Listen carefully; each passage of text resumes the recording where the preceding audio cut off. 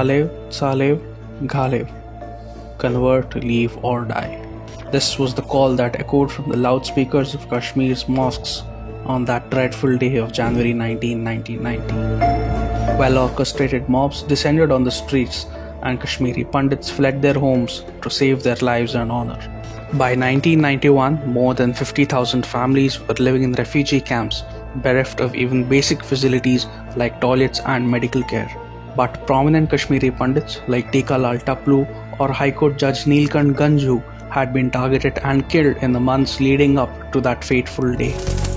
Now fast forward to 2006 and Yasin Malik, an accused in the murder of Justice Ganju, met with the then Prime Minister Manmohan Singh.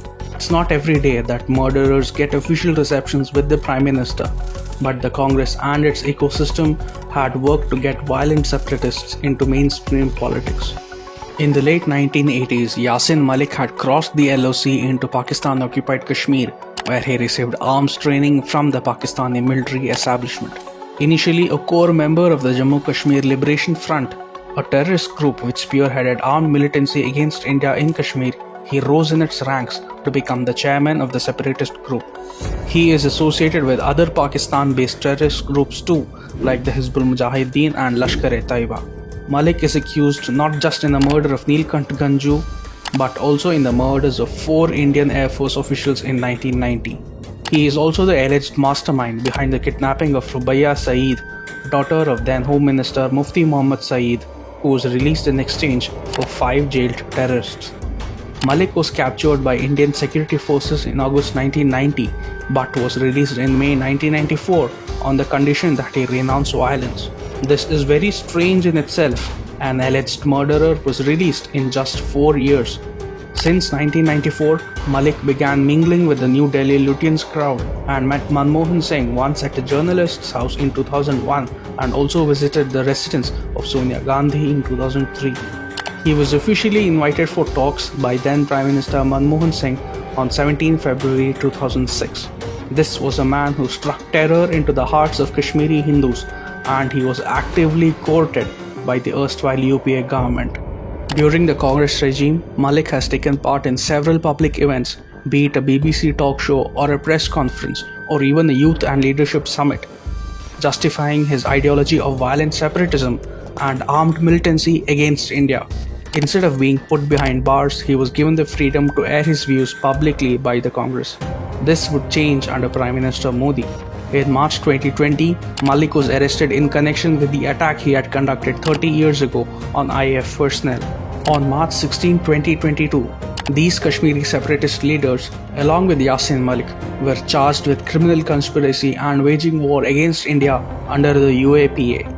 Shabir Shah, founder-president of Jammu and Kashmir Democratic Freedom Party and a terror financier who has spent 32 years of his life in jail. Masrat Alam, chairman of the Jammu Kashmir Muslim League and the Hurriyat Conference.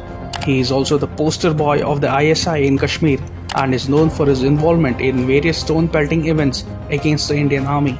Bitta Karate, who received arms training in Pakistani camps and has allegedly killed at least 22 people during the 1990 exodus, and several others, along with LAT founder Hafiz Saeed and Hizbul Mujahideen chief Syed Salahuddin. But Yasin Malik was not the only terrorist whom the Congress entertained as part of their Kashmir policy. The All-Parties Hurriyat Conference was formed in 1993 as a political platform of the separatist movement.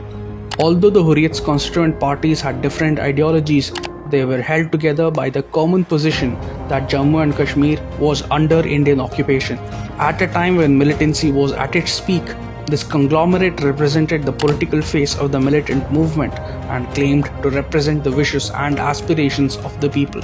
Apart from their underground and covert connections, for 20 years Pakistan had even been talking to the separatists as part of the India-Pakistan bilateral dialogues. Pakistan's President Farooq Ahmad Leghari met separatist leaders in New Delhi in May 1995 and he came to attend the SAARC meeting.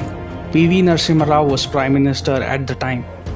Successive Pakistani delegations have met Hurriyat leaders over the years. In 2018, when Manishankar Iyer was reinstated into the Congress, he asked the Indian government to enter into talks with the Hurriyat leaders. Through this political patronage given by the Congress, the separatist movement was legitimized and grew stronger. Under the Congress, the barbarity of the perpetrators underwent a cosmetic surgery and was transformed into a political struggle for Azadi. Today's India is different. Prime Minister Modi has put a stop to Pakistani authorities meeting Hurriyat leaders on the sidelines of bilateral talks in 2014. In 2021, the NIA filed a charge sheet against several key Hurriyat leaders in the case of diverting money to fund terrorism. The JKLF and the Hurriyat are now irrelevant, and Yasin Malik is in jail.